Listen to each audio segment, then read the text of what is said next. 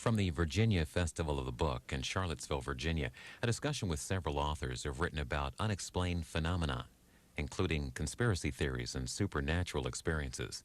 The conversation lasts about an hour and a half.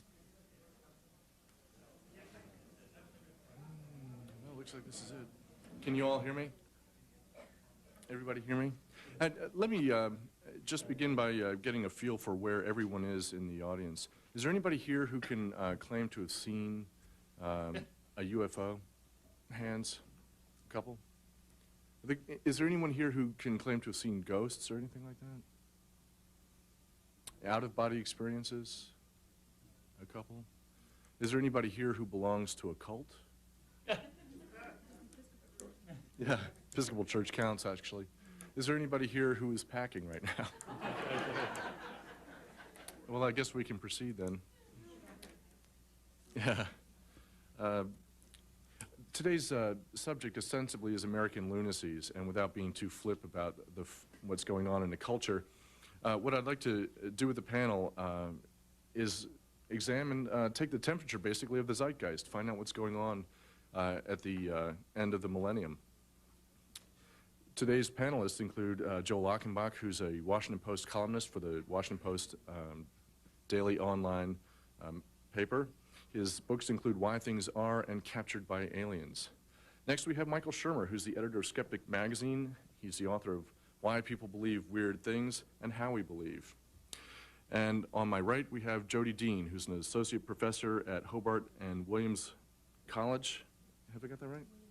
I'm sorry, Hobart and William Smith College, and her book is Aliens in America. On the far right is Alex Hurd, the executive editor of Wired Magazine, whose book is Apocalypse Pretty Soon. Not too late. It's never too late for an apocalypse, I guess. What I'd like to do is just ask everybody generally, in the broadest possible brushstrokes, to paint in where they think we are now compared to, let's say, the 1960s. Is this a kind of quiet upheaval going on with all the cults, or is this something totally new? Alex, what's your take on that? Okay, well, I don't have any data on this. It's all just based on my reporting and reading I did. I think that there obviously was a lot of millennial and apocalyptic activity around the turn of the millennium, but one of the things is there always has been.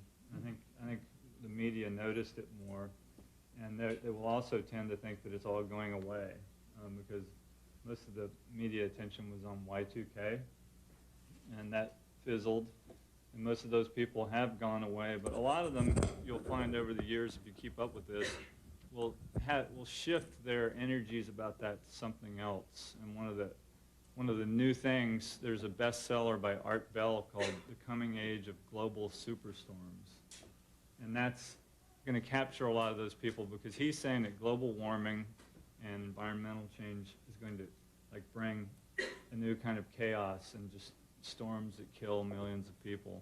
So I think we're in a pretty active period and always will be, you know. I understand Virginia, particularly, this is something we can all be proud of here. Virginia has quite a few cults going. Is that? Yeah, although first thing I'd do is I don't really talk about cults much, except in the rare cases where that term applies. Most of these groups are political or religious groups. They just happen to be on the fringe. And cult is a pretty loaded term that doesn't really go for most of these people. But yeah, Virginia has everything. UFO people. There's a famous place called the Monroe Institute, a few miles from here, where they teach you to have out-of-body experiences, which at first glance doesn't seem millennial, but if you read the doctrines behind it, it is a very revelatory thing that has a long view attached to it. Joel, what's your take on where the zeitgeist is right now? Well, there's been a big change since the 1960s, really. I'm glad you brought that up because it used to be that UFOs were very much of a hardware issue. People saw stuff in the skies they didn't understand. They saw, lights or at least objects moving around in a strange way. And since then, it's become a much more personal thing, more of a software type issue in which people have these direct experiences. For that reason, I try not to convert people to my own personal belief about aliens, which basically is that if I were to wake up one morning and find, you know, 3 little bald-headed, skinny creatures with 3 fingers each chewing on my foot, I still wouldn't believe in aliens. But I try not to try to convert people because I know how personal the belief is to them. And for example, in my book kind of goes all over the place. I spend time talking to Carl Sagan and time talking to the people at NASA. But I also spend some time in UFO country, and a couple of the characters are people who believe that they themselves are aliens, that they think they're from the Pleiades, or that their spirit is from space. And this makes perfect sense to them, and it kind of explains why in their life they felt a little out of sorts, like they didn't really belong here on Earth, a little alienated, so to speak. And so I, you know, in talking to them, I at one point was hypnotized in a hotel room trying to recover the memory of my own alien abduction, but I totally failed at it. I couldn't quite picture what happened. But that doesn't actually prove that I wasn't abducted, because you see, that's how they work. You know, they're able to erase the memory of the abduction, so it doesn't prove anything. Michael, how do you see all this? Does it relate to religion in some way? Joel, they don't have 3 fingers, they have 4. So just make a correction there. Actually, on Wednesday, I was on a TV show, just a Southern California TV show, which is where I'm from. And by the way, parenthetically, Virginia is not the hotbed of weirdness. Southern California is. You guys have nothing on us. We own that category. Anyway, the show was ostensibly on psychics and haunted houses, that sort of thing. But while I was waiting in the green room, there was a couple of women astrologers there talking about crop circles. And I said, well, you know, what do you think they are? And she said, well, you know, the aliens have, you know, left these circles in these crops. And so then I launched in this little routine I do that's actually usually pretty funny when I do it at Caltech for the skeptics. And it's like, you know, the chances of an extraterrestrial intelligence somehow mastering all the problems to conquer interstellar space travel and all the enormous technological advances they'd have to achieve to get here, and let alone even finding this obscure planet, what it would cost for them, and what are the chances they're going to do all that and just leave graffiti in Farmer Bob's field in Pucker Brush, Kansas. I mean, what is the likelihood of this? Then I do this whole thing about how, you know, we could just imagine, you know, at the planet Vega and at the Senate hearings about about what actually happened here, about the crop circles and stuff. And, you know, so let me get this straight, Senator Zorg. You know, you spent 50 quazillion zlotys in order to find this planet, and the best you could do is leave graffiti. You know, and the upheaval and the people that would be fired about this. And without missing a beat, and not even blinking, this woman says, they don't use money on Vega. And honestly, she said, I wouldn't make this up. Some stuff I just make up, but this I didn't. And I said, I didn't know what to say. I said, you know, I just made that up. And she said, no. And the Pleiadians, they don't have government, and, you know, they're way beyond money and government and possessions. And, you know, imagine no possessions. I did this whole thing. I wonder if you can. And she didn't get it, you know. She didn't just, you know. Anyway, so... And that's just a little sampling of what we do at Skeptic. We do try to take a pulse on this to try to keep track of this sort of thing. It is different from religion, certainly. Mainstream religions are not cults. You know, we need to use our language carefully. I think cult has become such a broadly used epithet in our culture. It's really meant to be an insulting sort of thing. And so I wouldn't call the U.S. Army and the Catholic Church and things like that cults. But when they're particularly centered on a single individual, in which people are detached from their family members and reference groups, things like that, then it becomes cult-like, that sort of thing. And do I think this is actually somehow getting worse than it used to be? It's hard to say. From a social scientist, to answer the question properly, would need to operationally define what you mean by pseudoscience or superstitions or cults. Or you'd have to pick a particular subject, and then you need to define how you're going to measure the change. I mean, is it number of movies about cult-like or psychic phenomena like The Sixth Sense? Is it number of films, is it number of books, number of magazine articles, column inches in newspapers? And what's your time frame? 90s compared to the 80s, compared to the 60s, compared to 1900, compared to 1500? I suspect it's not as bad as it was, say, in 1500 if you were just talking about how superstitious the average guy in the street is. Hopefully, since we live in the age of science, we've made some progress. But it is surprising, since we live in the age of science, that 2/3 of Americans believe in psychic power, half believe in UFOs, the aliens are here, and that sort of thing. It is surprising, considering that we do live in such an advanced age. And what's your take, Jody? From I think the biggest change since the 60s is media and technology. And that one of the things that has happened to us is that a lot of stories that might have been known only to small subgroups are now known to everybody. So what's interesting is not that Americans believe weird stuff. I mean, folks have always believed weird stuff. What's really interesting is why everybody else cares, right? Why does the Washington Post care about bizarre belief systems, right? And I think that the reason people care is that we're fascinated with those folks who are willing to doubt mainstream reality. And the reason we're fascinated by those folks willing to doubt mainstream reality is that most of us do. And the reason most of us do is it's so complicated now, right? All of the technology makes it so complicated, and the stakes are very high, right? One thing goes wrong with genetic engineering, and we're history. Right? One thing goes wrong with nuclear power, we're gone. So the stakes are very, very high, and to say that now science can save us, that strikes me as nuts, right? Science can go just as far the other way. So when we think about folks who believe in weird stuff, I think we're attracted to them because they're willing to take that step that most of us take in tiny little ways. Alex, do you think that the people you met and interviewed were taking a step away from the technological drive of society? Yeah, definitely. It's not just science. I talked about it. Most of these people are reacting against the way the world is right now. So it's a science, you know, big government, fairly liberal democracy, various aspects of the way current reality is. They just don't want any part of it. Either the world's too sinful, or sometimes it's people who are left out too. A lot of the people, I have a lot of pseudoscientists in the book, and they think they are scientists, and they're not. They're crackpots. You know, they're people who are trying to invent perpetual motion machines, or think that Space Brothers are landing next year at a precise day. It's because, you know, they're usually not people who had a chance to get a PhD. They either didn't have the money or they didn't have the intellect.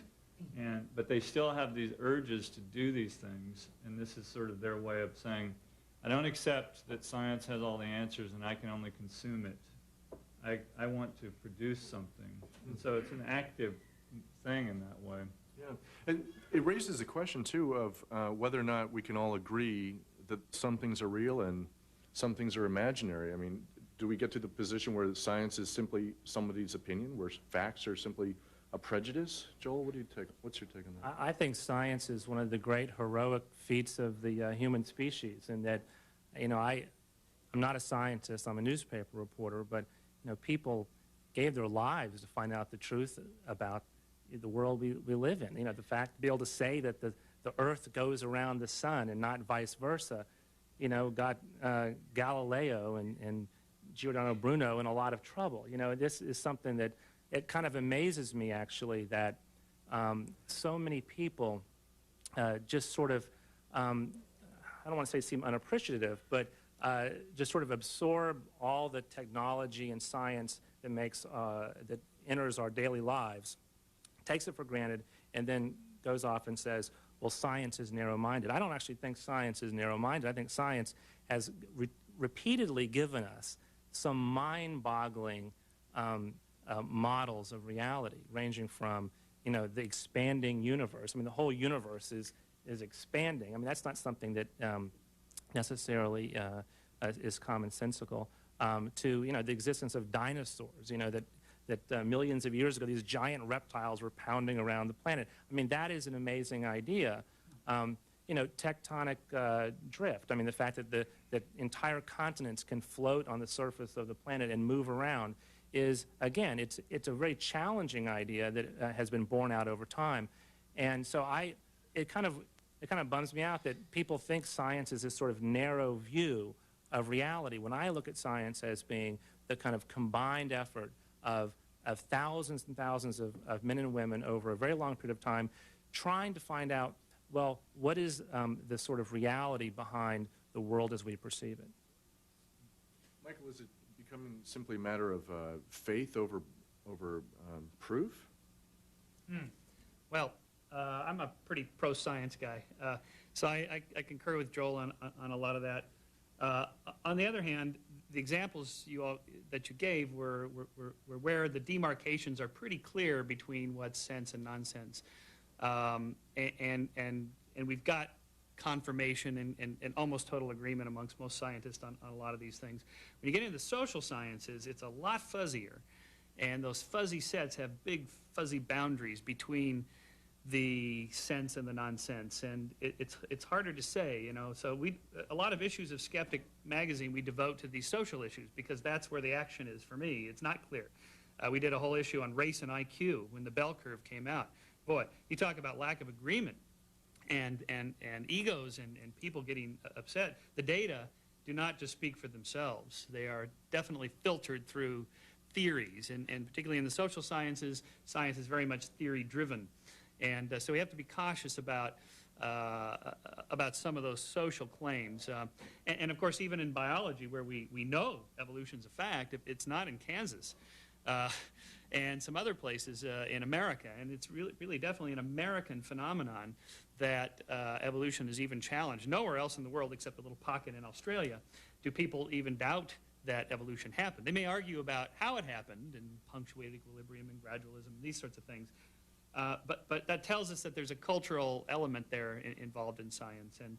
And as for faith, in how we believe, I really make the argument that these are two separate things, reason and faith, or science and religion.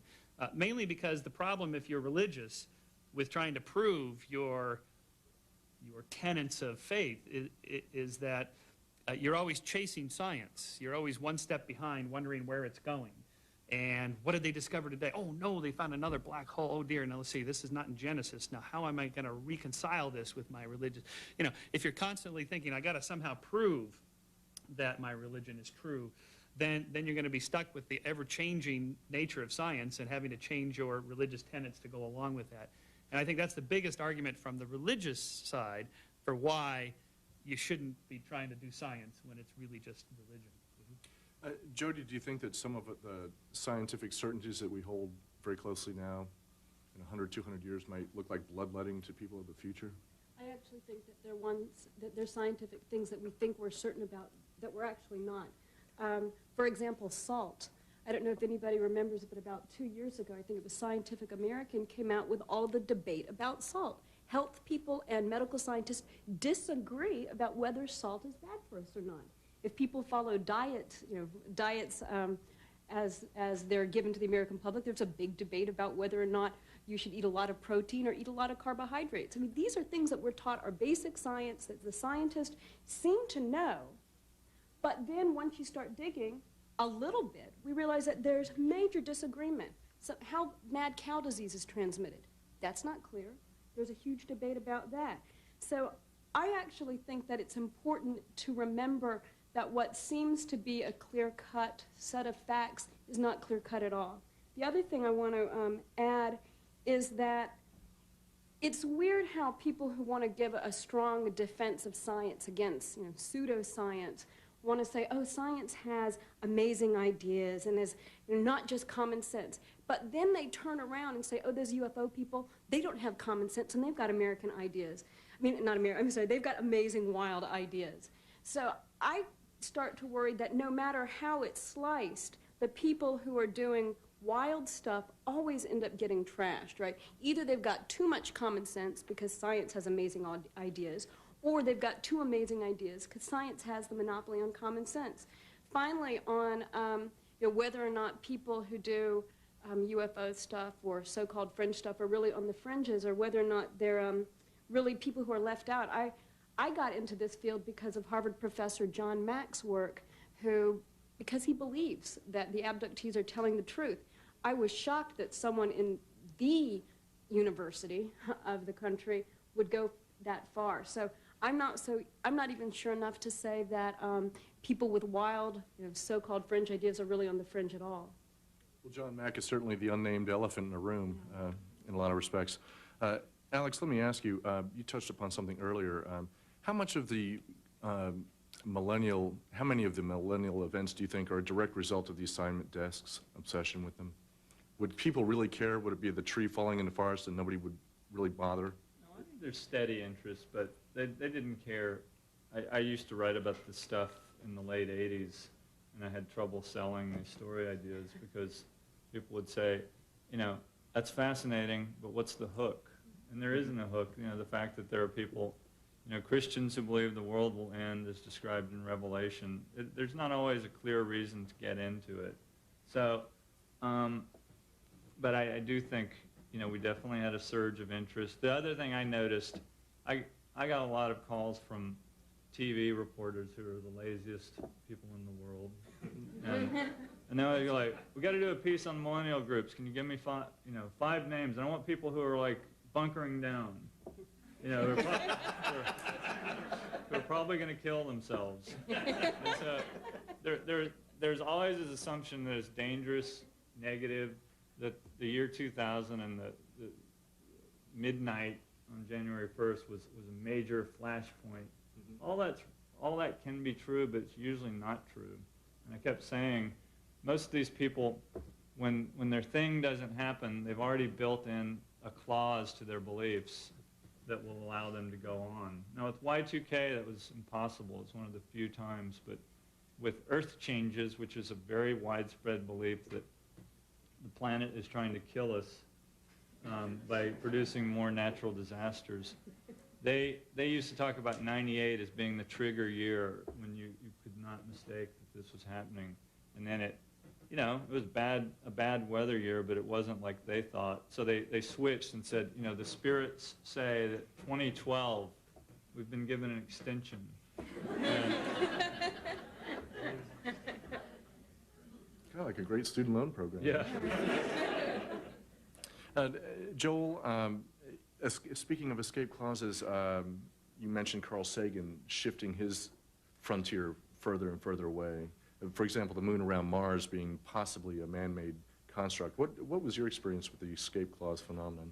Well, Sagan said at one point in the 60s, and for many years, he entertained the idea that Phobos, one of the moons of Mars, might be a hollow object. That is a construction of some intelligent civilization. And Sagan is sort of the hero of my book because he entertains these wild ideas, but he has the ability at the last minute to sort of pull back and say, but what do we really know? And he was willing, up until really his deathbed, to say that even though he had spent his whole life trying to find extraterrestrial life, even though he wanted to know the truth about life beyond Earth, he knew that he had not found it. And it takes a lot of courage to say, I don't know, in a situation like this, because typically in this topic, the alien topic, people say, oh, I know exactly what the reality is. And they try to prove it to you.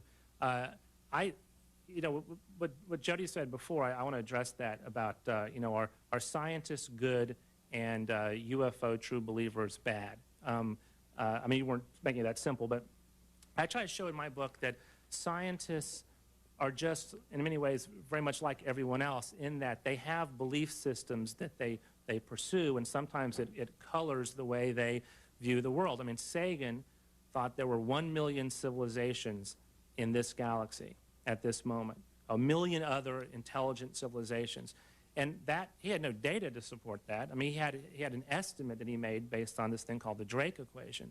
But you find, in fact, throughout the scientific world, a lot of very wild ideas that are not necessarily true. In fact, in my book, there's a chapter on Charlottesville, because I came here for a meeting of the Society for Scientific Exploration, where all kinds of, unusual ideas about, past life recall and near-death experiences are entertained.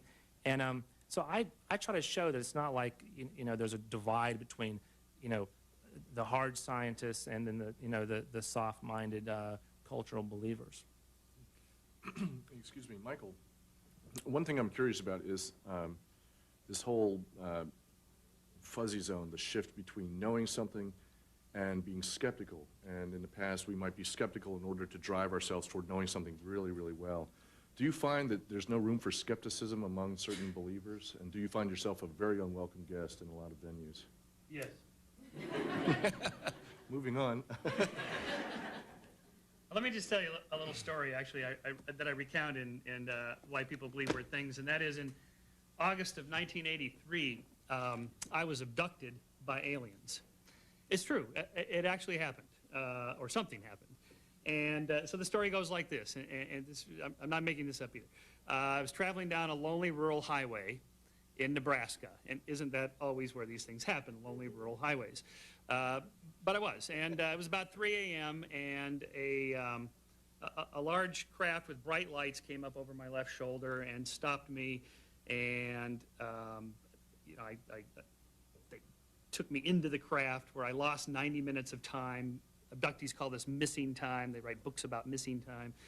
And the next thing I knew, I was like out of the craft and traveling back down the road. And I distinctly remember the aliens, what they looked like. They looked just like people. In fact, they looked just like people that I knew. But I knew that they were aliens because they had stiff little fingers. And I could see that, and that was my clue that I knew that they knew, but they didn't know that I knew that they were aliens. So I was going along with this whole thing, knowing that I knew, but that they didn't know, and this went on and on. Anyway, and I used to tell this story when I was teaching a psych course on, when I get to the part on schizophrenia, where schizophrenics hear voices. You know, they really hear the voices. The experiences are very real for them, and so I will tell that story because it's a very real experience for me. Now I tell the story in the context of aliens, because when I was telling the story back in the early 80s, this stuff wasn't big. Now it's huge, and everybody's being abducted by aliens. In my case, the explanation is that traveling down the lonely rural highway, I was actually on a bicycle, in the middle of a transcontinental bike race called Race Across America that I founded and raced in a number of times. And the race has rules in which you don't stop. It's from west coast to east coast. First one there wins. Everybody takes the same route.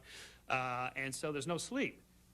Or you can sleep if you want, but then you fall behind. So I'd gone 83 hours without sleep and ridden 1,250 miles without stopping, except for a few potty breaks in the motorhome that always follows behind you at night with bright white lights, with a support crew that looks just like people you know. And so, and over the years, I've done informal studies with the various riders, and when I quit racing the race, and I'd still go along and study the sleep patterns of the riders, and everybody was hallucinating like crazy in the early years because they didn't figure out the sleep pattern stuff. So the 90 minutes of missing time, by the way, I was weaving down the road at about 5 miles an hour, hallucinating away, and my crew stopped me and put me in for a 90-minute sleep break, which is a nice cycle because you can get down to the deep and back up to the light sleep and then back going again, and you'd be amazed what you can do in 90 minutes of sleep. But that's the missing time. And the stiff little finger is where it's really the crux of the story is that when I was a kid, there was a story, a TV show on CBS starring Roy Thinnis. I just saw him on X-Files a few months ago, in fact. Yeah. Anyway, and the aliens were taking over the planet, and they looked just like humans. And again, one of these stories, you know, somehow they've mastered interstellar space travel, and they could take over DNA and replicate somebody's body, but they couldn't bend their fingers. Anyway, so they had to wear gloves and go through all these contrivances so that people would notice the stiff little fingers, but I noticed. So there, how odd that, you know, 20 years after the fact, deep in the recesses of my memory comes this television theme story, this sci-fi story that gets inculcated into a dream state, a hallucination, triggered by the stress of physical exhaustion and mental exhaustion from sleep deprivation. Now, I don't claim abductees have been sleep deprived. I don't know what's going on with them. They had a bad pork chop the night before, or they're just fantasy prone. But when they tell you over and over and over that the abduction happened late at night at 3 in the morning when I was in my bed asleep, it seems like a more obvious hypothesis than abduction is sleep deprivation or a sleep hallucination or a lucid dream or something like that. And so, and in that case, I think, back to the what is science discussion, I think we can actually say in some instances whether things are true or not. And in any case, you certainly behaviorally act as if they're true or not. We make those decisions, even if intellectually we say, we qualify and say, well, maybe, perhaps, this kind of thing. Behaviorally, no one's an agnostic. And Sunday morning, you get up, tomorrow morning, you're either going to church or you're staying home to watch football or whatever's on. And so you make that decision. And for me, the decision is made that aliens are not coming here. They are not here. And I conceivably changed my mind, but I really need to see one of those, probe instruments that they, I just asked these guys, bring home an ashtray, something from the spacecraft, and they never do. We have a few of those in the lobby afterwards. The ashtrays or the probes? Well, it depends on how you want to use an ashtray, I guess. Jody, Michael just mentioned the TV show The Invaders, and does anybody in here remember the TV show The Invaders? It's a great show, and one of the things it did was make you very, very paranoid that everybody around you was somehow, an alien. To what extent does the alien phenomenon, do you think, intersect with our natural homegrown paranoia growing up out of the conspiracy to kill Kennedy and all the other conspiracies we've dealt with in the culture? I think paranoia is part of being an American. The Declaration of Independence is a paranoid document, right? It has not, in addition to the wonderful preamble, right, the rest of it's a list of grievances that are designed to show that the king was involved in a conspiracy against the colonists.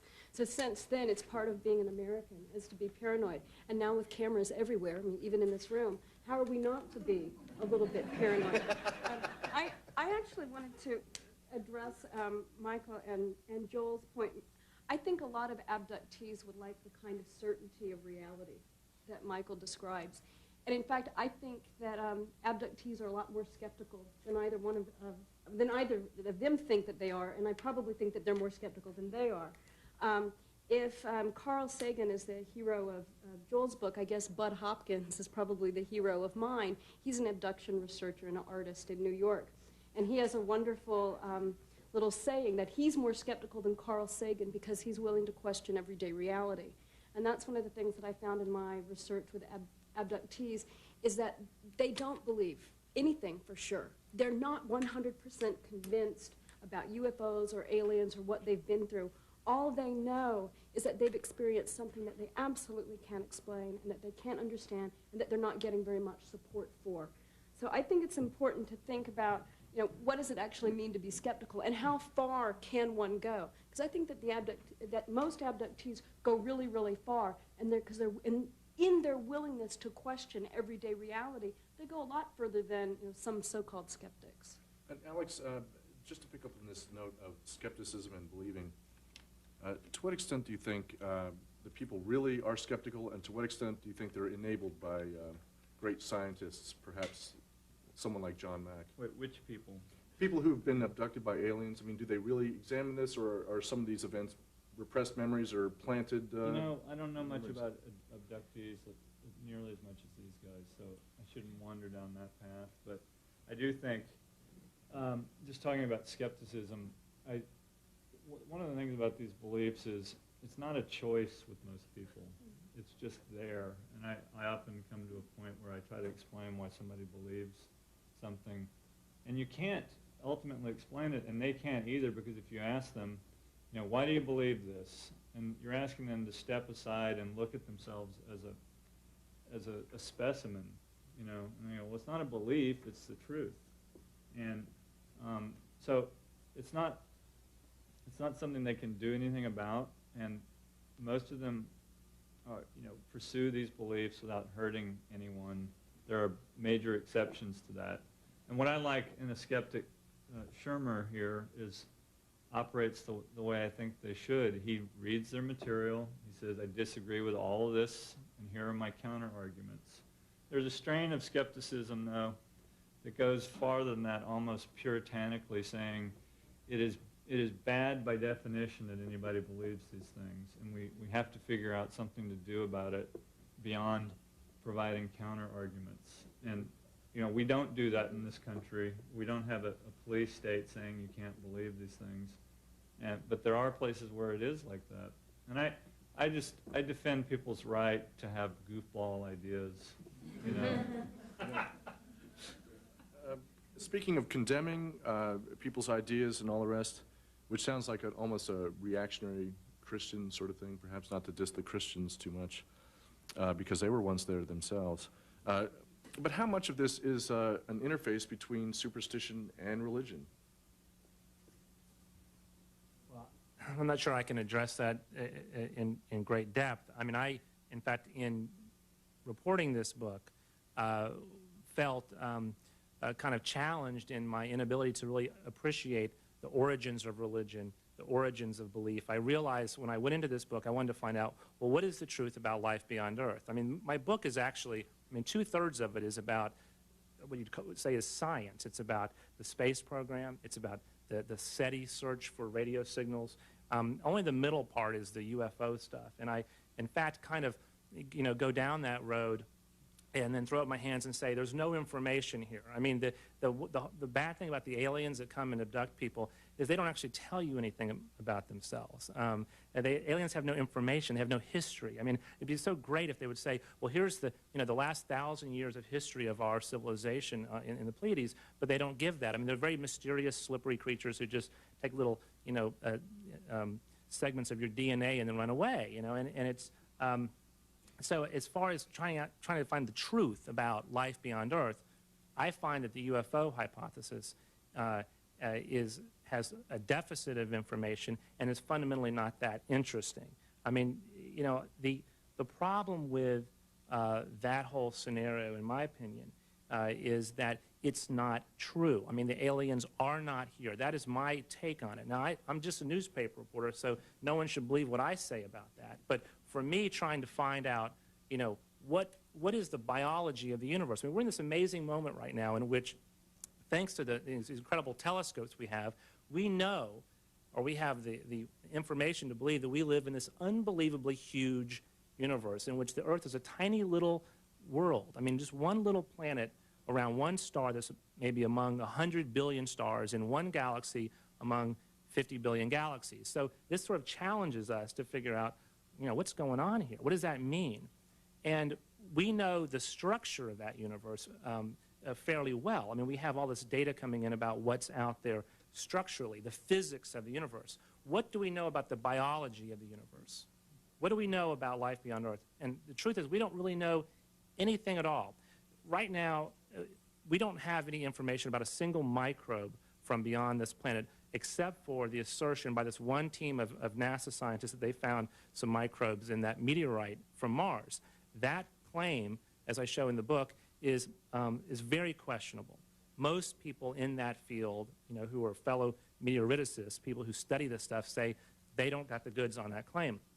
We don't, at the moment, know of any liquid water beyond this planet. So before we find, intelligent aliens, and before we find even a microbe of life out there, it'd be nice to find some liquid water. So that's where we're at right now.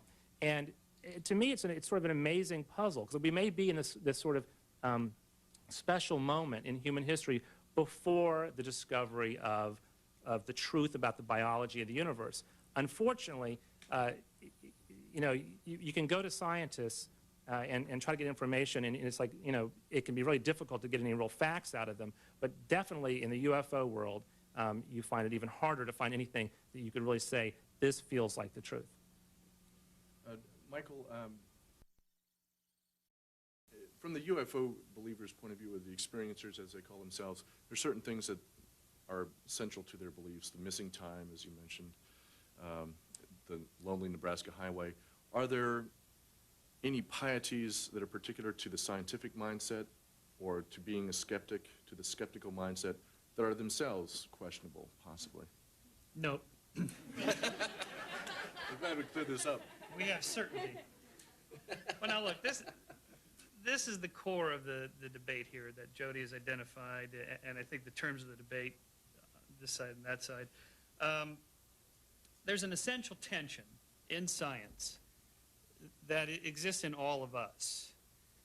That tension between orthodoxy and change, between being open-minded enough to accept radical new ideas, but not so open-minded that your brains fall out. And where do you draw that line? How do I know? I mean, I don't want to be a grumpy old skeptic that misses out on the great new discovery of the 21st century. I don't want to be that guy. But so much of what I encounter is just utter bunk that it seems to pay to be conservative. And science really is conservative in that regard. It can't afford not to be. There's only so much time and resources and money to run around exploring and testing a lot of these claims. My buddies at Caltech They don't have time to deal with all these perpetual motion machines and free energy people. They just have them call me. And essentially that's what we do at Skeptic, is we do that. But there are not that many people doing that, and most mainstream scientists don't want to be bothered, so they come off as real elitists and snobs and closed-minded, and you're just not open. They're plenty open-minded about all kinds of things, and science is very open to radical new ideas. Witness all the revolutions that have occurred in the history of science. But in the alien example, I think, and Sagan is such a good example of somebody who treaded that fine line, that tension between being fairly open-minded, and when he first started off, he was pretty radical. I mean, it really hurt him. He couldn't get tenure at Harvard. He never got elected to the National Academy of Science, and those probably because he stepped over that boundary.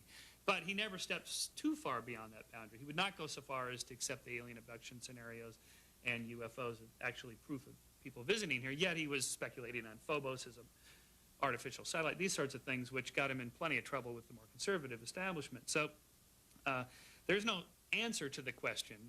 In you and me and each of us, when we think about any given claim, where am I going to fall on that line? It's a tough call.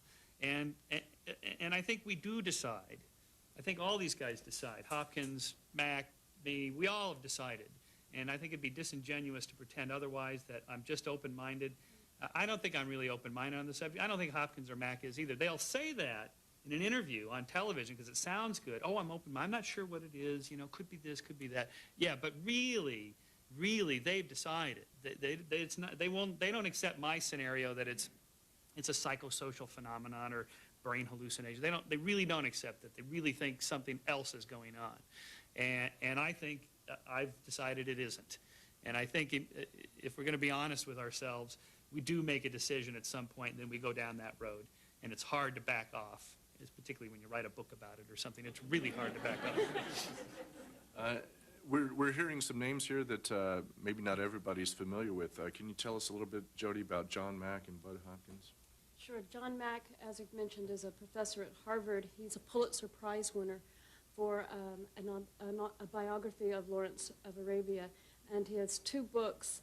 The most recent is Passport to the Cosmos. And in that one, he's making connections between the abduction experience and shamanism all over the world. This was a huge study that he received funding for, to go and talk to shaman in the rainforest and in various different countries. And his other book, I think it's just called Abduction, is a series of case studies of his work with abductees. Bud Hopkins is, for many people credit Bud Hopkins with really getting the abduction issue out in front of the mainstream public, along with Whitley Strieber. And Hopkins has a number of books where he describes his research on abduction and his work with specific abductees. And he has an Intruders Foundation in New York that has a support group for abductees, as does Mack. Mack also has a support group where abductees can come in and talk about their experiences. Now, didn't John Mack run into some trouble at Harvard because of allegations that he had brainwashed some of his patients? Well, I think that's a little extreme. He almost lost his tenure, and he had to fight a very expensive legal battle to keep his tenure because the rest of the faculty in psychiatry thought that he had gone too far. But he won. There was a set of allegations of someone that it was all published in Time.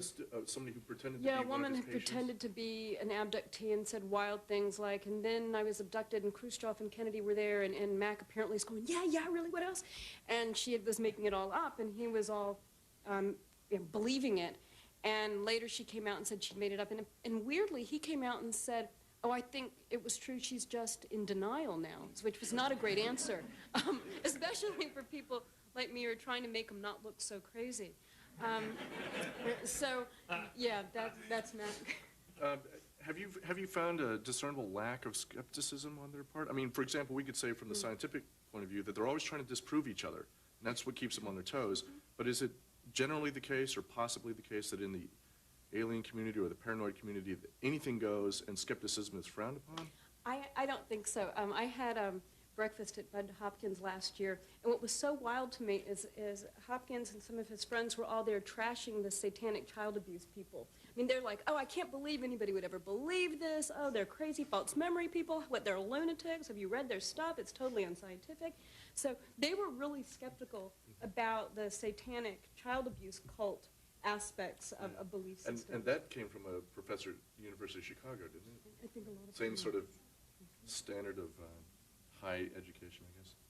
Alex, is a lot of this just a way of living for people, that they just retreat from the world, or are they looking for some kind of nirvana also? Well, it completely varies. It can be everything. Some of these things are like going to church on Sunday. That's the level of involvement. Some of them are like cults where people change their lives and disappear. The gray area in between is the most common, and you find that most people work these beliefs into pretty ordinary lives, or it sounds like a cult, but it's really just a church. One of my groups is the Unarius Academy of Science, which is a UFO group in San Diego, near San Diego. They believe space brothers are landing next year, and they will herald in a new age. It's a small group, and the people volunteer, and they pay a little money, every week. It's not, but it's like tithing. It's not like a cult offering. And these are people who, most of them seem to have some kind of problem in their background. A lot of times it was drugs, but this is their little church, and that's what I found to be usually the case. It's more of a hobby than like all-consuming thing that takes you out of the mainstream. Another guy, probably some people have heard of around here, Dr. Stephen Greer, who's an MD who has an organization called CSETI, and it's the Center for the Study of Extraterrestrial Intelligence, and he trains people to go out at night and literally try to flag UFOs to land on them. And he's utterly serious, and it's all tied into this grandiose view of the way the future is going to change once this happens and once he makes this contact. But the guy goes to work at an emergency room every day, or he used to. So that's one of the fascinating things. He has this, I think, insane belief and practice, but then he's got this other channel where he's utterly rational and able to perform. And I saw that again and again. Yeah, let me ask, so far we're talking about doctors and scientists and people who are ostensibly very well educated and seem very competent in their regular lives. To what extent is this a function of class or income? Is this just a form of intellectual tennis club membership? I mean, does it spread around the world? For example, why haven't aliens landed in New Delhi? It does actually. It does seem that there are entire countries where the aliens do not visit for some reason. I have a question for Alex, for you. Would you let Dr. Stephen Greer operate on you? You wouldn't know it. I mean, if I was in a car wreck and he was there and he didn't know it was me, because he would kill me, I think. Yeah. Sure. Yeah. Now you wouldn't let him operate on you. No, I mean, the odd thing is that the belief in aliens does not seem to slice along any particular demographic. It doesn't seem to be, that smart people don't believe in them and dumb people do believe in them, or that it's a function of education or anything like that.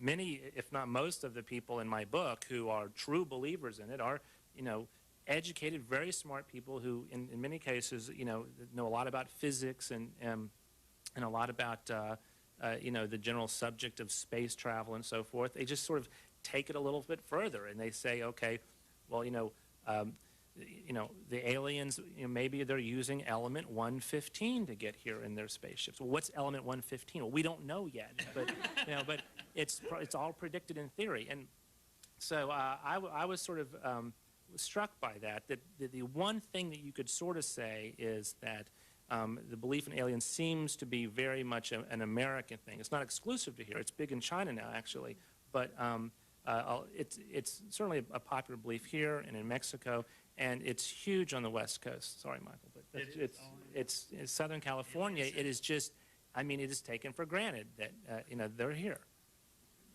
Are these experiences with aliens and different realities, a new template to plug into cultures where the old religion has worn out. For example, the angels and devils of the medieval Europe have now become little grays and reptilians. I mean, for some reason they seem to see characters out of the Bible, and we see characters out of the technological Bible.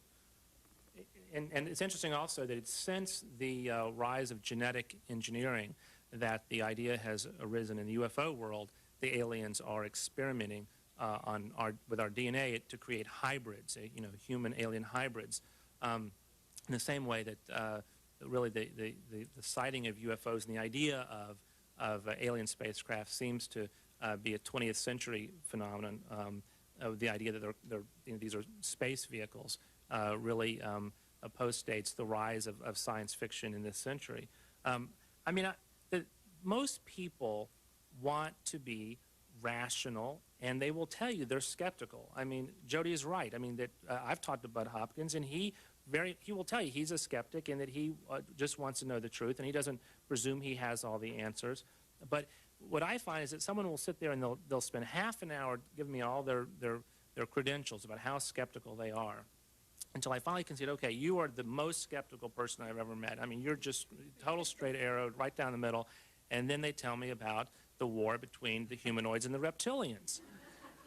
And the thing about belief in aliens is you could say that this is a secular belief, okay, that these, that they're not angels, they're not demons, okay? These are not wispy creatures that are, are a product of a religious belief, that these are actual real creatures that have crossed interstellar space to come into our reality. You mentioned a secular belief. I was amazed in the reading to come across a little piece of dialogue between Minister Louis Farrakhan and Ted Koppel, in which Ted Koppel checked the quote with Farrakhan about whether or not there was a mothership circling Earth that was going to, pardon me? Ezekiel's wheel. Yeah. Alex, did you want to just, I mean, that's a big part of the Nation of Islam's belief, and it goes very far. There's going to be an apocalyptic war that will settle all the accounts. It's just, most people don't read that deeply in the religion to know about it. But that story actually comes from my book, right. From a radio show I was on in Los Angeles, a black radio station, and we were talking about UFOs and alien abductions. So it was me and the publisher of UFO magazine, and the guy from Star Trek: The Next Generation who plays Barclay, Dwight Schultz. He's a big UFO guy. And so we were doing the usual stuff about blurry photographs and grainy videos and things that go bump in the night and all that. Then we went to the phones, and callers started calling up saying, it's all true. I mean, the Reverend Farrakhan, he's been there. He's been to the mothership. And I'm like, what is this? I had no idea. And so sure enough, when I looked into it, that's right. That's one of the tenets of Louis Farrakhan's version of the religion. And so I actually wove that into a chapter in How We Believe called The God and the Ghost Dance. And because there was an apocalyptic theme to it that, and at the end of 1999 or 2000, the mothership will release all the smaller ships, just like Independence Day, and the big war, and the white government will be toppled, and the blacks will be put back into the rightful position of power, and so on, and it was very much like, I immediately had this flash of insight. Oh, it's like the buffalo will return, the white man will leave, the Native Americans will rise again, and so on. It was just like the 1890 Native American ghost dance, the Dakota Sioux ghost dance. And so I blurted that out, and that went over, really well. And the host says, I believe in the ghost dance. It's like, okay. What does that mean to believe in the ghost dance or to believe in this? What does that mean? I mean, clearly there are mythic themes that repeat over and over and over, and this idea that the Savior will come is an ancient one. I mean, it's particularly amongst oppressed peoples. It's not just amongst oppressed peoples. I mean, people that like Hal Lindsey, probably drive BMWs. I don't know, but oppressed people certainly have reason to call forth a Savior, as did the Jews 2,000 years ago. Speaking of oppressed people, how much do we need to write our own stories as we live them? How much do we need to create a narrative that connects all the little bits and pieces so that we don't live in some existential horror that's just a rock spinning meaninglessly? I could put that in English too, actually. Jody, I mean, how much do we It's all yours, Jody. How much do we narrate our own mythology in order to believe in something, whether it's Jesus and heaven, or a wheel over the earth? And I want to answer this in two ways. First of all, what the we is of our own mythology, right? Is that, are we saying this like, does each individual person weave their own life narrative? In one way, yes, but of course it's in a general context. I think that right now, the sense of a general context is really dissolving. And it's dissolving just like we go to a million different websites and have a bunch of different television shows and a bunch of different media in front of us. So trying to put together a coherent narrative, trying to put together a big story is increasingly difficult. I don't think, though, that that leads us to existential horror. It can lead us to a kind of wonderment. This, to me, is important because I worry that the story we've been told since the 1950s, that big science is going to save us, that, I think, is scary. That's what I think leads to a kind of existential horror. And that, in fact, if we have a whole bunch of different varieties, maybe we can find a different kind of enchantment with the world. Speaking of the, of the existential horror and all the rest, Alex, did you find that the people who were going toward alternative ways of living had actually gone so far away from all that stuff, or were they also on the internet, and were they also part of the daily accelerating maelstrom? I mean, again, I didn't infiltrate a doomsday cult where everybody was going to kill themselves. But there are groups like that out there. Most of these people use all the tools of daily life. They love the internet. I mean, it's the greatest thing that ever happened in terms of getting the word out about what they're doing. They like technology. You know, what they don't like is what they see as orthodoxy, right or wrong, and that's the way they see it. Well, does this kind of stuff happen in smaller groups of people? Let's say, Michael, you touched upon the idea of 150 people being a community. Is it possible that within a smaller community, in a village, that the sense of connected lives and meaning in life doesn't call up the need to invent aliens? Tough call. I'm not sure. The idea of that we evolved in small groups of 150 to 200 people is an interesting one because it appears that the average person, if you look in your phone book, you count up how many people are in there that you really know pretty well, there'll be about 150 or so for any of us. And it could be, maybe, it's a little speculative, that we evolve. Our brain is only big enough to retain the memories of close relationships for about 150, 200 people. Beyond that, it's hard to say much in detail about these people you run into.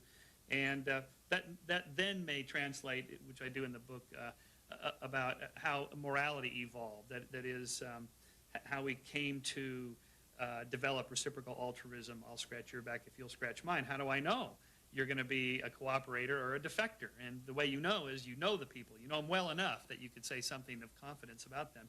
And the way we learn about other people is through language. It's called gossip. If you look at the sociology of gossip, believe it or not, people actually study this for a living. And I just steal their ideas, but it's fascinating. I mean, the top subjects of gossip are, who's sleeping with who and who's got the power and the hierarchy, and it's relations, social relations, how people get along and who can we trust and who's a liar, who's a good guy, who's a bad guy. That's the nature of gossip, and the reason probably for that is this evolving in these little communities. That's how we came to be social animals without destroying ourselves. I think related to that, though, on this idea of why do people believe weird things? Even more interesting, why do smart people believe weird things? That's where the action is. Wow, why is that? And why let's just take academics or professors or somebody, go off into a new field where they really bomb. And the reason is because of a mistaken idea that science is in the individual. It's a thing that's in your brain, and you can just take it with you somewhere else and investigate a whole new field. Now, occasionally that happens successfully, but usually not. And the reason is because science is actually a social process that has to do with a dialogue between a bunch of people. Maybe 150, I don't know. But a number of experts in a community, and it probably is some small number like that where, if you talk to paleontologists, the guys, and they're divided between the invertebrate paleontologists and the vertebrate paleontologists. They don't like each other. It's really hilarious. But they have these social relations, and they know each other. And they have these dialogues that go on for a while and debates, and then the debate fades, and then they have a new debate. And the same thing is true in physics and so on. And so the guys that are on the outside that we all study, they don't know this. They don't know the social process. They don't read the journals. They don't go to the conferences. They don't read those books. They don't know what's going on. So they think that science is up here, and I'm smart, you know. Guys you talk to, yeah, I'm smart, I can do this.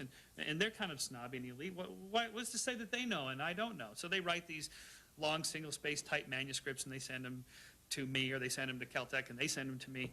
And there are these theories about why Newton was wrong or Einstein was wrong. And the problem is the debate, the subject that they're writing about, that debate took place like 200 years ago or 100 years ago. Nobody's talking about that. They've resolved that problem.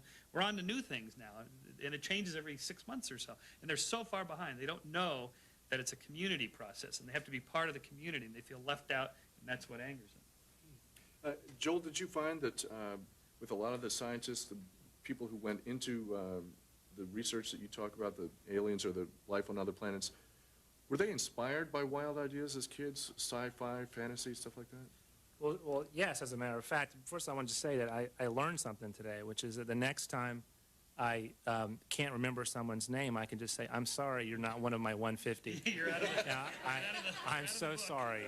Somebody has to go out and put somebody new in. You know, Sagan always talked about how when he was growing up, he read the books on Mars by Edgar Rice Burroughs, you know, where this guy, John Carter, just wishes himself to Mars, and suddenly he's up there, you know, battling and falling in love and all that sort of stuff. And so Sagan, you know, his whole life was obsessed with Mars, and certainly it had to some extent be because, you know, as a kid, I mean, he was so fascinated by the place.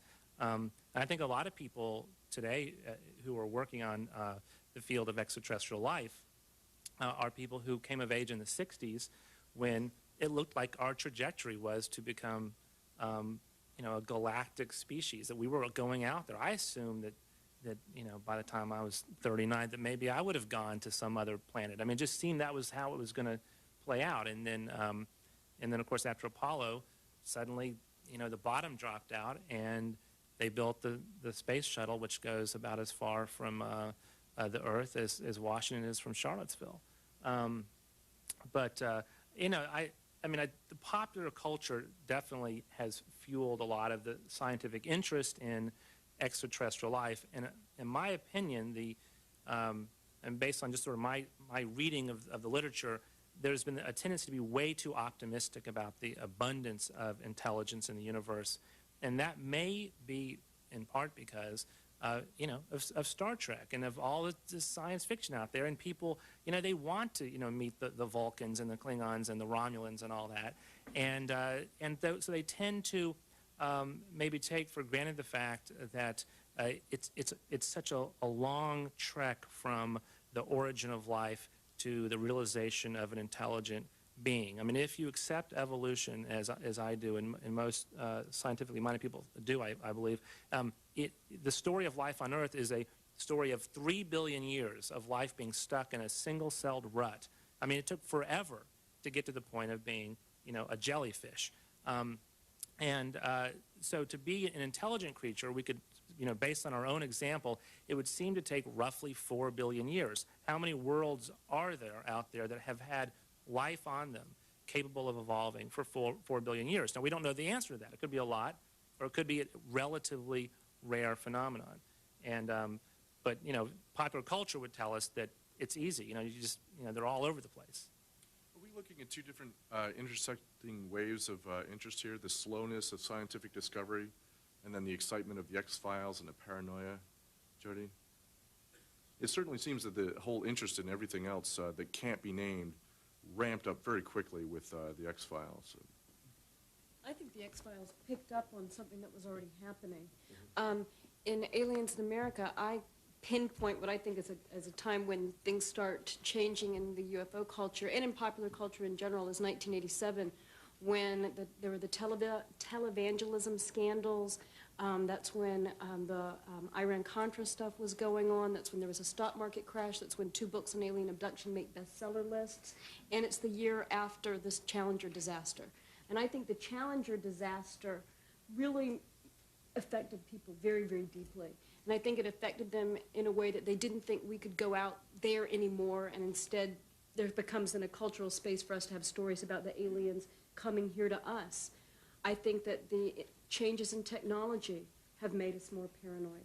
So I'm not sure, if I would say that this rapidity of change, I think it's technological change rather than the slowness of science or evolution. I actually think that science has changed very fast and technology has changed very fast, and that's hard for us to deal with. The other thing, I have to say, these evolution arguments, the thing that bugs me is that they're saying over here on this side of the table that, oh, you know, it takes so long, it's really rare, all of this, and at the same time, I think that the UFO people, and so what they do, they say, oh, it takes forever, you know, this is a really slow change, and the UFO people are acting as if there wasn't some kind of long, slow process. I don't think that's true at all. Right? I think that the UFO people can agree with everything that you guys are saying. I mean, you had to end up, Joel, by saying we just don't know. They can agree with that, too. They can agree with the idea that there's a zillion planets and we don't know which are going to have life. So I don't think it's fair to make it seem like science is completely on your side, rather than science has so many holes, so many gaps, so many spaces that these people don't have a chance to come in and join a discussion. Well, let me say that. My impression is that the people in the UFO world try very, very hard to prove their point, okay, by amassing evidence that validates their point, and are less willing than the typical sort of scientist to really grapple with evidence that may invalidate their point. I mean, one of the groups I went and talked to, well, actually, I didn't really talk to them. I went and sat in on a group of people who'd had experiences with aliens. It was an alien abduction group that was sort of morphing into a group called Starseed. These are the people who think that they themselves are from space. And the #1 rule of the group was, you will not invalidate the experiences of others. Okay? If someone else says something, you will not invalidate that story. Now, my feeling is that's sort of the opposite of the way science works, where scientists are just trigger-happy invalidators. They love to run around and say, oh, that's not true, you know. So, I mean, I would agree with you that, you know, people like Bud Hopkins, he knows the story of evolution, and it takes 4 billion years, and yeah, he's aware, like anyone else, you know, of the Drake equation and this sort of unknown of, you know, how abundant is life out there. I mean, I'm not saying that, you know, that the UFO people are oblivious to science. I mean, everyone has read the Carl Sagan books. Everyone, you know, people have the same database. I think there's a difference in the way they kind of approach the material, and that is why some people say there are no aliens here, and some people say, oh no, they are here, because you know, we all have the same sort of database. We have a different approach to analyzing the credibility of it. There's something that you said that I think is really good and I really like, and that's the pointing out the difference in that the groups have a kind of rule of, you know, don't invalidate that.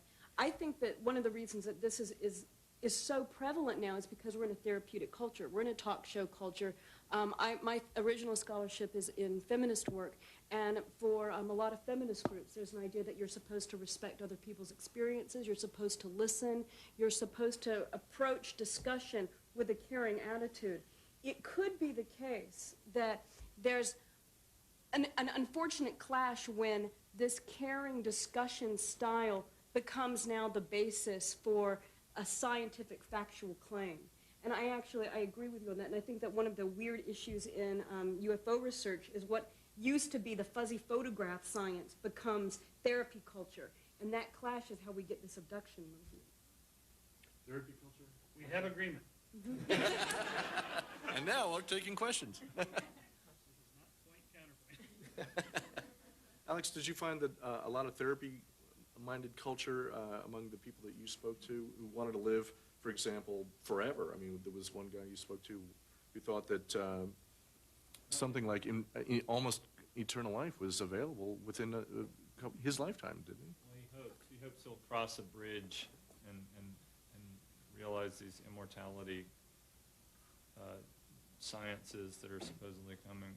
But the therapy thing, that operates in all these groups. And, you know, I would talk to people in in Earth changes, again, that's the planet wants to kill us idea. And a lot of those people, you ask them, like, okay, where did you get this? And you find when you read it, it dates back to Edgar Cayce, and it comes out of the Bible. But they all say, I had a personal revelation that the Earth was crying out and telling me. And then you hit a little harder, and you find out there's usually some dysfunction there. And for some reason, this whole idea that the Earth is going to become violent, but then protect a certain number of us who are now getting in touch with the way we should be living on the Earth, they find that soothing. And it's very strange. That's true.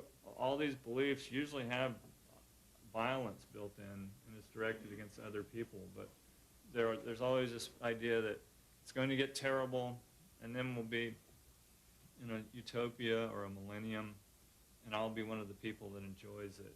And it's a little bit selfish, but it's self-help, definitely. Yes. I'm fascinated by this discussion. Is this on? I'm not sure, but we can hear You you. can hear me anyway. All right. There seems to be an unasked assumption behind each of your comments, and I'd like to hear from each panelist their views on this. Is there any absolute truth beyond an individual's belief system? And if so, why do you believe that? Wow, the big question. Wow. We were hoping no one would ask The that. entire philosophy. I can't believe something. We were just talking about, hope no one asked that one. Yeah. It's the meteor strike we were afraid of. Yeah. I think, yes, I think there's an absolute, just talk about extraterrestrial life. I think there's a certain biology to the universe that someday we'll discover, and that it's independent of what we think it ought to be. I mean, it is sort of like waiting for us to find out what the truth is. But in general, I do think that some things are, in fact, true, and that I'm not a relativist. I don't think everyone's vote counts on this. I think some things are just true. Yeah, I agree. To ask the question, you must know there's a huge body of literature on this subject, from the strong program of the British who say, it's largely relativistic and there are no truths, to equally fanatics on the other side.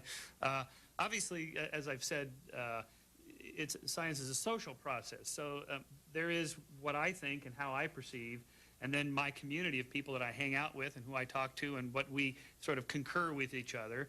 And then there's sort of a methodology we agree is a pretty good methodology, where we run experiments and we can get more confident in particular claims, and certain areas like the physical sciences I think have more confidence than some others, like the social sciences, where things get a lot fuzzier, and all that I already said. And I think, but that's in part answering the question that yeah, there are truths, but I think fuzzy logic is the way to look at it. We can assign gradations, like the sky is 0.9 blue or 0.6 blue. We can say that, certain tenets about evolutionary theory were 0.99 confident, but we're less confident about other aspects of it. And other sciences, we'd assign it a 0.2 or something like that. I don't think that there is any truth that we can access. I don't think that there's any ultimate or absolute truth that humans can touch, understand, reach. I think it's out there, and it sometimes might intrude on us in ways that we might not understand, but I don't think that we can get there. I guess I'd say I'm a relativist to the extent that what I believe is relative to my community, to my experience, to where I'm situated here in time, and that to say otherwise strikes me as bizarre, right? How could you be anything but, how could you have a sense of truth, anything that, in a way that wasn't relative to who and where and what you are at a given moment? So I'll go out there and be a relativist, but again, it's just because we can't ever get there. We're already too situated in the world. I would agree with what Joel said, and I think I'm just a little more interested in why people are how they're driven to try to test the boundaries. And I like to try, that was what I did a lot in this book. I tried some of these things. I went to out-of-body experience camp and tried to have one. And I was hoping, I did not rule it out, but I don't really believe that it happens, but I did try to sincerely go for it. And so the thing that is interesting is that most of the people making these fantastic claims, that's part of their argument, is there's no absolute truth, but they're asking you to accept something that's unproven. And it really should work the other way. It's like, okay, we know that Newton's laws hold up under most circumstances. Now, you prove to me that your free energy perpetual motion machine works. And they usually, that's when they usually fall back on these weird arguments that evade. They say, I can't because the government will kill me. And really, they do. I have to stay underground for now. And so, you know, that it's true then that you don't have to listen to that anymore. So, but you know. You can always tell them the only known perpetual motion machine is the exact size of the universe. So far, it's perpetual. So far. Thank you. I want to ask Jody, do you believe aliens have come to Earth or not? Yes or no? I never answered that question. I know.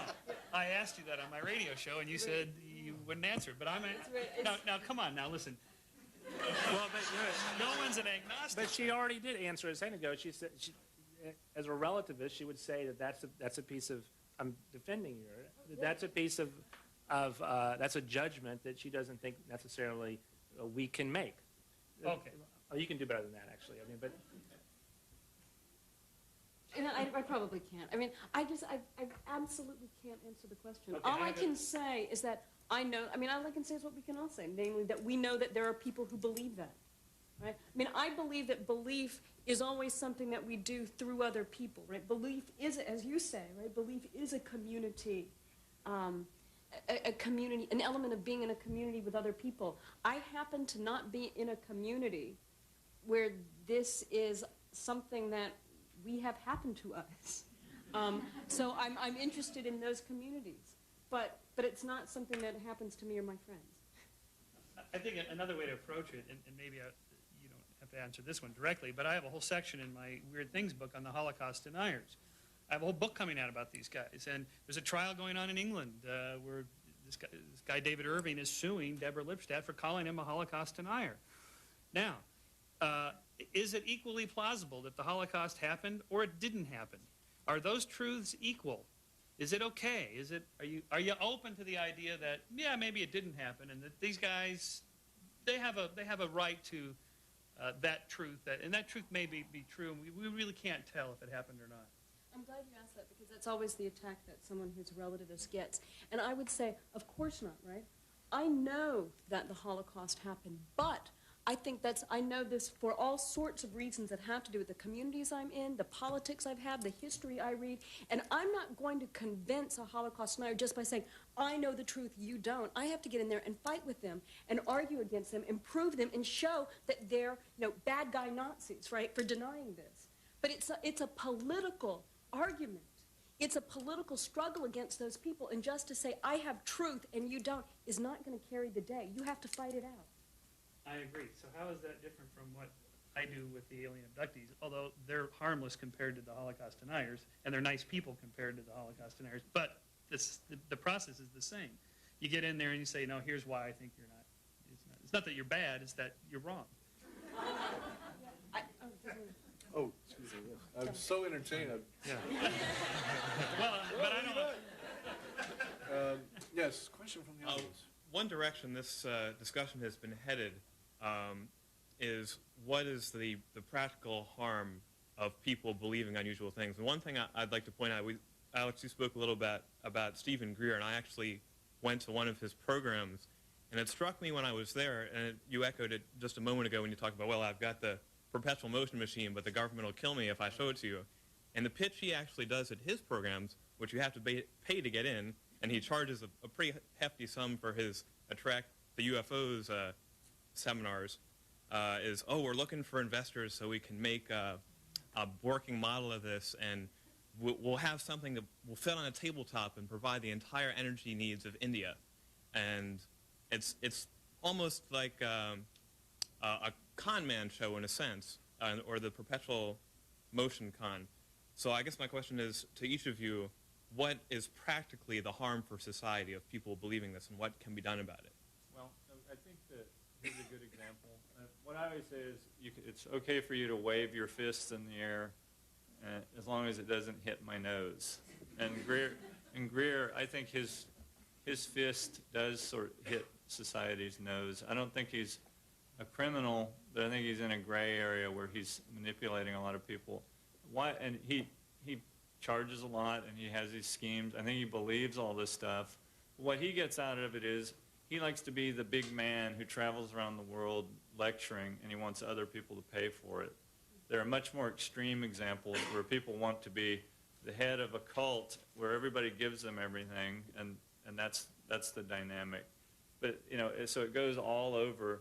But usually there are clear boundaries. I mean, when someone commits a crime, they can say they have a perpetual motion machine, fine, and they can argue about it, and they can say the government's trying to kill them. But as soon as they start selling shares to ignorant farmers, which a character in my book did, that he was selling them $50,000 shares for franchise rights for this perpetual motion machine. That's when it's clearly over the line. And violence, manipulation to the point of someone losing their life. And so that's, to me, just as soon as it gets to that point, then there is a harm. There's also laws in place to do something about it, usually. Oh, the same question. Yeah, I like Alex's answer. I'm just going to say, yeah, that's right. Press your vote button. Yeah, that's right. Michael, is there any harm to any of this, or is it? Yeah, they get shades of gray. I think the astrologers are relatively harmless compared to, say, the Holocaust deniers, this sort of thing. It depends on the claim and the context. We've done a couple issues of Skeptic. We did one on race and IQ, and the one we have coming out in a couple weeks is on race and sports. There's a book out about, it's called Taboo, Why Blacks Dominate Sports and Why We're Afraid to Talk About It. Well, apparently we're not, because this book has been plastered all over the media. So, but I'm curious, okay, so you have the data, and you discuss the data about what these are the differences real, what do they mean, that sort of thing. But I'm always curious, why is it it's usually the same people who are interested in these black and white differences, and why this is an American discussion? Why has nobody written a book, Why Asians Dominate Ping Pong, and Why We're Afraid to Talk About It? They don't. We don't care. Nobody cares. And it probably means nothing. But why is it that black-white differences make so much, are so important to some people in America at this time? Those kinds of discussions can be dangerous to people, because we live in a culture in which that has ramifications. That it's not just a question of, well, I'm interested in this instead of that, like I like chocolate instead of tapioca pudding or something. It's not a neutral choice. People are interested in certain subjects for a reason, and that's when it can get, when it turns into fanaticism, that's when it becomes dangerous. Joel, have you seen fanaticism hinder the work of scientists at all, from people who take their beliefs too far? I want to answer the question this gentleman asked. I think that in the least extreme cases, the belief in aliens often becomes obsessive with some people. Their whole world becomes wrapped up with the belief that there is a hybridization program going on at this moment, and that we are essentially, I mean, it's like in Alex's book, you know, there's an apocalyptic quality to this, which when it takes root in a family, it can be really disruptive to, or it can destroy families, it can destroy a person's job, it can have a definite impact on a person's life if they become obsessed with one of these kind of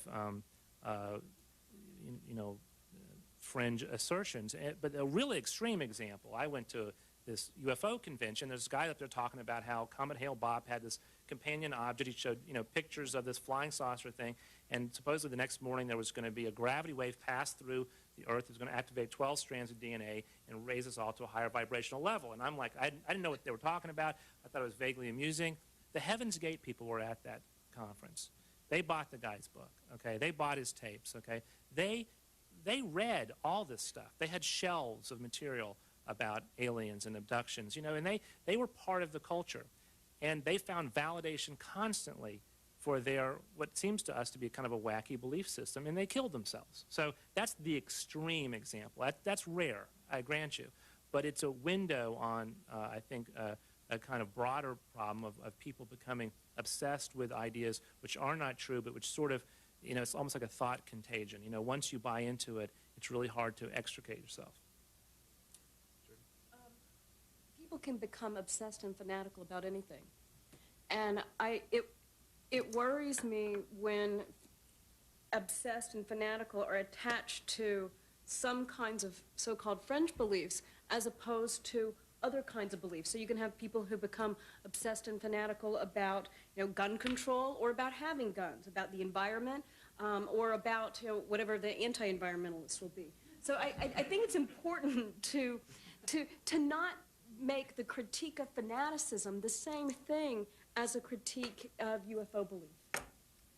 Alex, as the executive editor at Wired, did you deal a lot with fanaticism in Y2K? Did that seem... Well, I mean, Wired, before I got there, published an article that had software programmers heading for the hills, and that caused a lot of people to go, wait a second, if Wired's saying that... And I think it was edited a little murkily.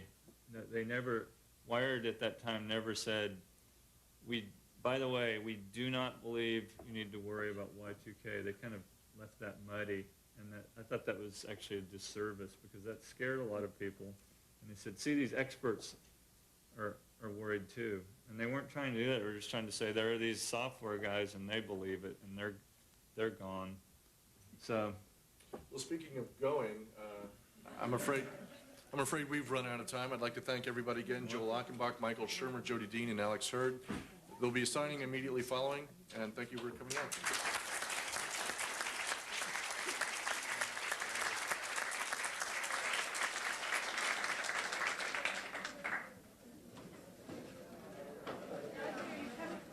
For information about the Virginia Festival of the Book, visit their website at www.vabook.org or call 804-924-3296.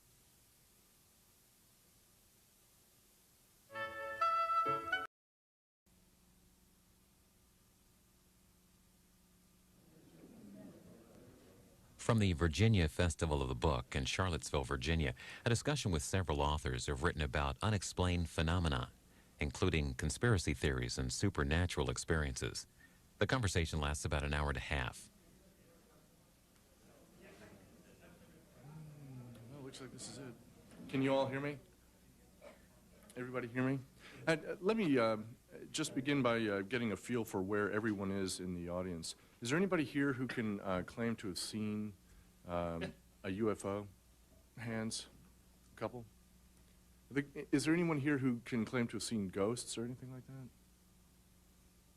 that? Out-of-body experiences? A couple? Is there anybody here who belongs to a cult? Yeah, Episcopal Church counts, actually. Is there anybody here who is packing right now? Well, I guess we can proceed then. Yeah. Today's subject ostensibly is American lunacies, and without being too flip about what's going on in the culture, what I'd like to do with the panel is examine, take the temperature basically of the zeitgeist, find out what's going on at the end of the millennium. Today's panelists include Joel Achenbach, who's a Washington Post columnist for the Washington Post daily online paper. His books include Why Things Are and Captured by Aliens. Next, we have Michael Shermer, who's the editor of Skeptic magazine. He's the author of Why People Believe Weird Things and How We Believe. And on my right, we have Jody Dean, who's an associate professor at Hobart and Williams College. Have I got that right? I'm sorry, Hobart and William Smith College, and her book is Aliens in America. On the far right is Alex Hurd, the executive editor of Wired magazine, whose book is Apocalypse Pretty Soon. Not too late. It's never too late for an apocalypse, I guess. What I'd like to do is just ask everybody generally, in the broadest possible brushstrokes, to paint in where they think we are now compared to, let's say, the 1960s. Is this a kind of quiet upheaval going on with all the cults, or is this something totally new? Alex, what's your take on that? okay, well, I don't have any data on this. It's all just based on my reporting and reading I did. I think that there obviously was a lot of millennial and apocalyptic activity around the turn of the millennium, but one of the things is there always has been. I think the media noticed it more, and they will also tend to think that it's all going away because most of the media attention was on Y2K, and that fizzled, and most of those people have gone away, but a lot of them, you'll find over the years, if you keep up with this, will shift their energies about that to something else. And one of the new things, there's a bestseller by Art Bell called The Coming Age of Global Superstorms. And that's going to capture a lot of those people because he's saying that global warming and environmental change is going to bring a new kind of chaos and just storms that kill millions of people. So I think we're in a pretty active period and always will be. I understand Virginia, particularly, this is something we can all be proud of here. Virginia has quite a few cults going. Is that? Yeah, although first thing I'd do is I don't really talk about cults much, except in the rare cases where that term applies. Most of these groups are political or religious groups. They just happen to be on the fringe. And cult is a pretty loaded term that doesn't really go for most of these people. But yeah, Virginia has everything. UFO people. There's a famous place called the Monroe Institute a few miles from here where they teach you to have out-of-body experiences, which at first glance doesn't seem millennial, but if you read the doctrines behind it, it is a very revelatory thing that has a long view attached to it. Joel, what's your take on where the zeitgeist is right now? Well, there's been a big change since the 1960s, really. I'm glad you brought that up because it used to be that UFOs were very much of a hardware issue. People saw stuff in the skies they didn't understand. They saw, lights or at least objects moving around in a strange way. And since then, it's become a much more personal thing, more of a software type issue in which people have these direct experiences. For that reason, I try not to convert people to my own personal belief about aliens, which basically is that if I were to wake up one morning and find, 3 little bald-headed, skinny creatures with 3 fingers each chewing on my foot, I still wouldn't believe in aliens. But I try not to try to convert people because I know how personal the belief is to them. And for example, in my book kind of goes all over the place. I spend time talking to Carl Sagan and time talking to the people at NASA. But I also spend some time in UFO country, and a couple of the characters are people who believe that they themselves are aliens, that they think they're from the Pleiades, or that their spirit is from space. And this makes perfect sense to them, and it kind of explains why in their life they felt a little out of sorts, like they didn't really belong here on Earth, a little alienated, so to speak. And so I in talking to them, I at one point was hypnotized in a hotel room trying to recover the memory of my own alien abduction, but I totally failed at it. I couldn't quite picture what happened. But that doesn't actually prove that I wasn't abducted, because you see, that's how they work. They're able to erase the memory of the abduction, so it doesn't prove anything. Michael, how do you see all this? Does it relate to religion in some way? Joel, they don't have 3 fingers, they have 4. So just make a correction there. Actually, on Wednesday, I was on a TV show, just a Southern California TV show, which is where I'm from. And by the way, parenthetically, Virginia is not the hotbed of weirdness. Southern California is. You guys have nothing on us. We own that category. Anyway, the show was ostensibly on psychics and haunted houses, that sort of thing. But while I was waiting in the green room, there was a couple of women astrologers there talking about crop circles. And I said, well, what do you think they are? And she said, well, the aliens have, left these circles in these crops. And so then I launched in this little routine I do that's actually usually pretty funny when I do it at Caltech for the skeptics. And it's like, the chances of an extraterrestrial intelligence somehow mastering all the problems to conquer interstellar space travel and all the enormous technological advances they'd have to achieve to get here, and let alone even finding this obscure planet, what it would cost for them, and what are the chances they're going to do all that and just leave graffiti in Farmer Bob's field in Pucker Brush, Kansas. I mean, what is the likelihood of this? Then I do this whole thing about how, we could just imagine, at the planet Vega and at the Senate hearings about about what actually happened here, about the crop circles and stuff. And, so let me get this straight, Senator Zorg. You spent 50 quazillion zlotys in order to find this planet, and the best you could do is leave graffiti, and the upheaval and the people that would be fired about this. And without missing a beat, and not even blinking, this woman says, they don't use money on Vega. And honestly, she said, I wouldn't make this up. Some stuff I just make up, but this I didn't. And I said, I didn't know what to say. I said, I just made that up. And she said, no. And the Pleiadians, they don't have government, and they're way beyond money and government and possessions. And imagine no possessions. I did this whole thing. I wonder if you can. And she didn't get it.